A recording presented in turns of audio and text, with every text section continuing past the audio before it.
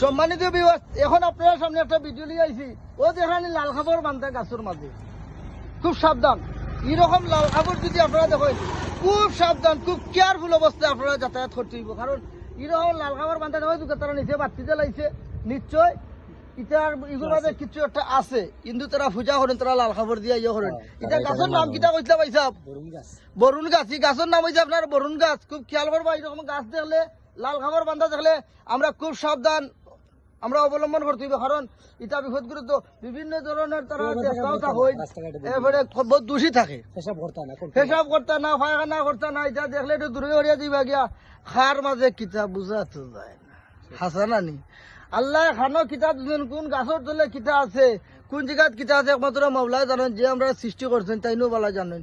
তার বালা থাকবা, সুস্থ থাকবা, আর কেয়ারফুল অবস্থায় চলাফেরা করবা।